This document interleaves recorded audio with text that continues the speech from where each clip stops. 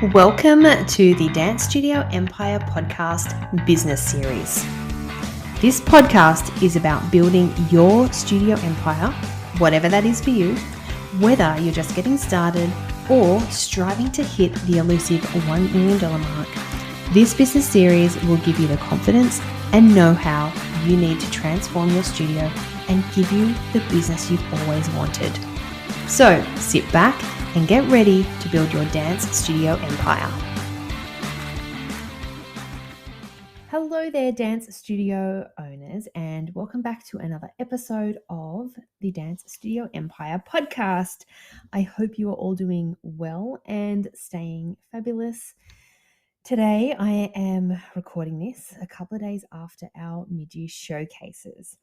Now, they were successful, really successful and huge. It's a huge weekend because we fit everyone in over the 2 days of a weekend, but we run 4 different concerts.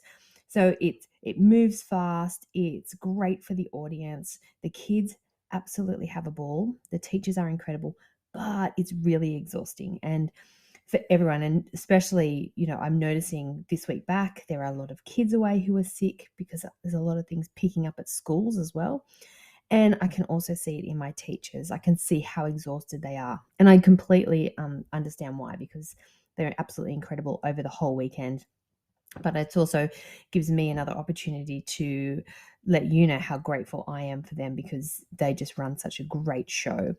Considering what my studio manager actually got food poisoning on Friday afternoon and turned up but was so sick she couldn't even stand, so she ended up having to leave, go to bed. She was back on Sunday, but the team just absolutely stood up. They took charge. It wasn't even an issue, and I'm really proud of them for doing that. There's also no stress. I don't stress. I don't believe in stressing on concert day. I don't believe in stressing out my teachers, stressing out the kids, because it is what it is. We can only be as prepared as we are, and that's up to you how prepared you are. And in the end, as long as everyone has a good time, they do the best they can, everyone survives. My biggest thing is making sure that I don't lose anyone. Then it's a great win, and we've had super feedback from our families. It's reinvigorated everyone again. Like, I find there's a bit of a lull at this time of year because we've been going for so long. But the end of the year is so far away, so it is super beneficial to have this mid-year showcase as we do. And a lot of other studios are doing it too now, which is really good. I actually did do a podcast episode on it last year. It's episode 4, and I just talk about the many benefits of holding a mid-year performance. So if you're not a convert yet, definitely listen to that episode, because it could change your mind. But anyway, I will leave that there for now. Today, I'm actually going to dive into a topic that has been just buzzing around lately, and it's about the challenges of retaining students during this current financial stress. Now, for us in Australia, if you live here, you completely will get this, and possibly, wherever you live, you're feeling this as well. But for us in Australia at the moment, our interest rates and our cost of living have been continually going up for a good couple of months now, and it doesn't look like it's going to be slowing down. Not that I'm all over that side of the finance of the country, but from what I hear on the news and what my husband continually says, this financial challenge is making it hard for families who are just simply trying to do their best. And the topic for this came off the back of an email that we received. So it was the first week back of term 2, and it read, "Dear Miss Jen, due to significant increased financial pressure, we've had to make the heartbreaking decision to pull the girls out of dance for now." And I mean, ouch, right? Now, my heart breaks because this family has been with us for 5 years. They are supportive, they're beautiful, they've always been happy with us. But unfortunately, this is just the reality for many people at the moment. Like, they're having to choose to pay their mortgage and put food on the table over their extracurricular activities. And this is through no fault of theirs, no fault of ours. that this family has had to stop classes. It's just the reality at the moment. But this is all well and good, but this affects us as well, right? So I don't know, does this resonate with you? Have you felt this at all? I know one studio owner, actually one of our members in our mastermind, she's actually hasn't noticed it at all. Her retention's been exceptional from term 1 to term 2. So that is excellent. And I hope that you're in that basket as well. But if you're not, maybe you've noticed the drop in returning students, with the reason being financial pressure. And if that is you, I just want you to know that I really do understand and I do feel your pain. And also, I mean, over the past couple of weeks, I've actually had several conversations with different studio owners who have all mentioned a decline in retention from term 1 and 2. And during coaching calls, we actually talk about ways to combat that. And hence this podcast, because as I always say, if one person's feeling it, or if I'm feeling it, then surely there are others out there. So even if it's just one of you that is going to pick up one of these points from this podcast that might help keep your dancers, then my job is done. All right, so fear not, we are in this together, and I'm just going to talk through some strategies that may help us conquer this challenge. All right, so let me go through some of the ideas, some tips, and we're gonna hit it head on. Okay, the very first thing that I would suggest you do is connect and communicate with your families. Very similar to when we were in COVID and lockdown and all that was happening, all that everyone was just unsure and there was fear and that feeling of uncertainty. This is exactly what we did, and I think made a big difference. And that's just communicating with your families. And it's basically just letting them know that you understand the difficulties that they're facing. So it's not like you're just running a business and you're just wanting their money. Let them know that you understand. Show them empathy and acknowledge the impact of these financial pressures in their life. And, this is, it doesn't even have to be made a big deal of. Just let them know that you understand, that you're going through it as well. Just let them know that you're not just there for to teach their kids dancing, but you're there to support them as well. So communicate, connect with them more. So that might be an extra emails, it might be more posts, it might be having conversations in the waiting room, whatever that is. Do what you can to open these conversations and just let them know how you understand what they're going through as well. Okay, the second one, highlight the value of dance. Okay, so again, this is a form of communication, right? But let them know, communicate the profound impact that dance has on their children's lives. Sharing stories, sharing testimonials. Show examples of how dance contributes to their personal growth, their confidence, overall well-being. I find a lot of my families love the friendships that they have at dancing, because they're different from the school friendships or maybe church group friendships. Dance, I've always said, and when new people come into the class and they're a bit afraid because we don't know anyone. I'm pride myself in saying we just have kids from all different schools from around the area, and so they come to dance. So dance is sort of they're a new network of friends. It's not just the same ones that do all the activities together. So make sure you highlight that for your families as well, because remember, as a parent, so if you're a parent, you will probably get this. If you're not, maybe one day you will. But as a parent, you obviously want the best for your child, and so you will do everything possible to keep them doing things that are going to benefit them. So the values of dance, we're talking about the confidence, talking about the growth, their overall emotional health, their mental health. Just talk about how valuable dance is, and then they may believe in prioritizing that for their child because it is in their best interest. And and then not hopefully, but then they may drop another activity and they'll keep dance. Anyway, I'm not wishing that on anybody else, but you know, I have to look after our own. Okay, so that was the second point. Now, the third point, when you are communicating, so still back to communicating, and maybe you send out invoices or you send out an email saying invoices are due, or however you do your invoicing procedure, when you do have to send out those invoices, just infuse those emails with words of acknowledgement and appreciation. Okay, we want our families to feel like they're valued and appreciated for being part of our dance family. So, especially during these challenging times, right? So, a little gratitude can go a long way. And it could just be simply like saying something like, you know, we understand how difficult it is at this time.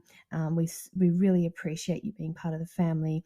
You make what our studio is supposed to be. You know, being part of the values, you are part of that, and we really appreciate that. So thank you. And so it's just a softer way, instead of saying fees are due. If you don't pay your fees, you're not allowed into class. If you don't do that, you can't be in the concert, and blah blah blah. Which I know we all need to say sometimes, but during these times it's where you just might need to change your languaging a little bit. Just, you know, just they're tiny little tweaks, but can make a big difference. So that's something to absolutely consider. Okay, number 4. Now, it's flexible pay. It's talking about a flexible payment plan. And now I realize this is sort of different for everyone because everyone has their fees set up in different ways. It might not be an option for you, but I'm just throwing out ideas. And so, if it's possible, is there a way that you can offer a flexible payment plan to your families? Now, understand that some are currently facing difficult choices between paying their mortgage and investing in dance, right? So it's pretty different ends of the scale for sure. But by providing a payment plan, you can give families the opportunity to spread out payments and sort of take off some of that financial burden that they may be feeling. So it may be that they can't find that bulk amount at the beginning of the month or whenever you charge, but maybe they could spread out their payments. So again, it's going to impact people differently for sure. But I know for me, I would rather be getting the money, doing a little bit extra work getting it, continually having the money come in, versus sticking to my rules saying, nope, if you don't pay this week or you don't pay by the end of the month, then you're out.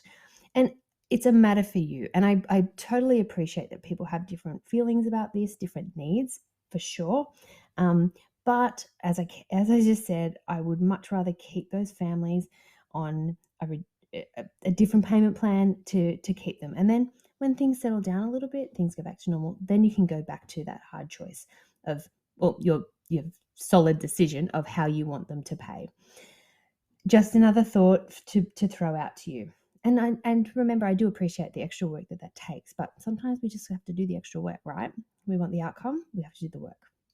Okay, moving on. So that was 4. So number 5 is I've got create flexible class packages. And now again, this may not be a viable option for you, and I get that, and that's absolutely fine, but maybe it is. And maybe it's something that you hadn't actually thought of that could make a big difference. So what I'm sort of talking about here is offering flexible class packages that allow parents to choose the number of classes their child attends per week. So this way they can sort of customize their enrollment based on their budget and availability. And now I get it for comp teams, this is not going to work. I get it for, you know, certain classes, this is not going to be viable. But is there an option in your timetable or an option in your week to be able to offer this type of package? So as I said, we want them, right? We want them in the door. I'd rather some money than no money coming in. So this might be a way you could do it. Have a think about it as we lead into the second half of our dance year. Is this possibly something you could introduce as a way of encouraging people to stay? Just have, again, just something to think about, which could make a difference, and it just sort of takes the pressure off. also with that, you could possibly put together a package that doesn't require costumes, or it doesn't require performance, or it doesn't require uniforms, or maybe you just supply them as part of them doing this package. They get a free t-shirt, so a free studio t-shirt, so that's what they're wearing. So again, more incentives for them to do it, making it more viable for them as well, but also keeping the income coming in for you. So definitely something to think about. Okay, and then finally for number 6, I have introducing scholarships or financial aid. Now, I know again for some of you, this is not going to be something that you can do. I hope one day that you do get to that position where you can. I have always, and I'm talking back when I was first teaching in my parents' garage, and it was, I had 12 kids. Granted, I had no overheads and that sort of stuff. So I didn't have any expenses as such. But I remember I had 2 girls who were across the road and they were dancing with us. Side note, that girl now brings her 2 girls to me to learn dancing. But their dad got made redundant, and so he lost his job, or was asked to finish up his job. And they basically couldn't pay for fees at that point because they were, a single parent. There were 3 young kids. And I just said, and I was really young, remember, and I just said, that's fine. I'll just come, and you don't need to pay. And then when your dad gets a job again, you can start paying again. And they, which was, I do appreciate, again, I wasn't paying rent. I was living with my parents. So I know I didn't have any expenses. However, I now look at that. I wasn't getting the pocket money that I needed as a teenager. However, however many years, 30 years down the track, whatever it is now, one of those girls brings her 2 daughters to me now. So, if it can be done, I would love for you to be able to do it. And this is actually what we did with that family who sent that original email. And we just said, look, you've been with us for so long, and we'd love for your girls to keep dancing with us. There's no need to pay your fees until you're in a position where you can again. And so we did offer that out to them as well. I sometimes you probably can't do it to everyone, so you might not be able to do it to anyone. I totally get it.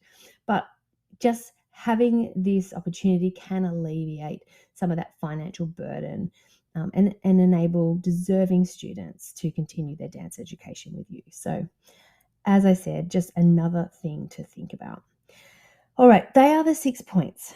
Let me go through them again. So, all underlying the whole thing is communication. So, talking about connecting and communicating, letting those families know that you really acknowledge the impact that the financial pressure is having on their lives, and show them empathy, and include empathy in your copy when you're writing your emails and you're speaking to people. Number 2 is to highlight the value of dance. Just remind them how valuable dance is for their child. More than the steps, more than winning competitions. Talk about what it does for them as their child's growth as a human. Okay, that will win them over every time. Number 3 is just rewording the way you send out your emails for your invoice reminders, or however it works in your studio, just using words of acknowledgement and appreciation so that your families feel valued. Number 4, offering a flexible payment plan if it is feasible for you. Number 6, a flexible class package, which might be something that you need to think about. You can think about introducing from the beginning of term 3. Maybe it's an option. And number 6 is to introduce any scholarships or financial aid if you are in a situation where you can. All right, they are the 6. Now, I also want to acknowledge to you that I understand that you are probably feeling these financial pressures, not only in your studio, but also in your personal life as well. Because I know we certainly are, but we're okay.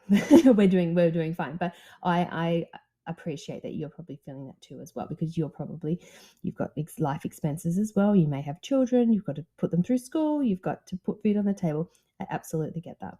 And so if you are feeling like that, I just want to encourage you to hang in there, And just know that we will get through it, okay? And if you aren't part of our Facebook group, you should just join. Next week, I'm going to actually chat a little bit more about this in the Facebook group. It's private for studio owners. And so if you haven't joined, please join. I'll leave a link below so you can just click on that in the show notes and you can join. And we can just talk about it, share ideas, things that might help you move forward. Anyway, that's it for today. I really want to thank you for tuning into this podcast. I appreciate the feedback that I'm getting. I appreciate when people say, "Oh, I heard about you. I found out about you through your podcast." I can't tell you how grateful I am to hear that because it is something that I love doing. So please share it. Like if you think someone might benefit from this information, if you've got a business bestie, please share it with them. We're all for one here, all about sharing and helping and supporting each other. Now, I hope these strategies that you've found them to be helpful. I hope that they're able to sort of just rejuvenate and bring a new energy to your dance studio during these challenging times.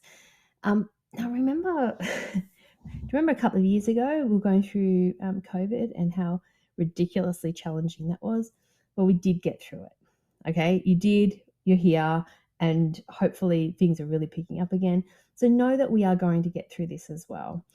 It just is up to you to keep the atmosphere in and around your studio buzzing with your passion and your enthusiasm. And just remember together that we can make the difference in the lives of our students. And we really have to weigh out what it is that we want to get out of teaching, running our studios, and it usually comes back to making a difference for our kids. And so I just want to encourage you to remember that during this time. All right, that is it for this week. Just a quick reminder that the doors to our masterminds are closing this Friday. And so if it's something that you want to talk about, have a chat about, with me, we do have the two options. We've got our 3-month option for the Ignite Mastermind, or we have the 6-month option for the Align Mastermind. So if you're sitting on the fence and you're not sure, let's just chat. Okay, there's no pressure. There's no obligation to do anything. If anything, I'll probably just coach you and give you some ideas anyway to keep moving forward. But definitely reach out and we can just book in for a quick chat and get that rolling, because once the door's shut, that's it then till the end of the year. All right, everyone, have a really great week and I will speak to you soon. Get ready to be inspired and challenged by some of the most innovative and forward-thinking experts in the industry. Our speakers and thought leaders bring a unique perspective and a wealth of knowledge that will help you take your business to the next level. No matter where you are in your business journey, whether you are just starting out or you are striving to reach that coveted $1 million mark, the Business of Dance Conference is designed to empower you with the knowledge and confidence you need to transform your studio into the thriving business you've always dreamed of. Get ready to unlock new potentials, new possibilities, and gain fresh insight with like-minded professionals who are just as passionate about your success as you are. Tickets are now on sale, so make sure you grab them before they run out. I will leave a link below and I can't wait to see you there.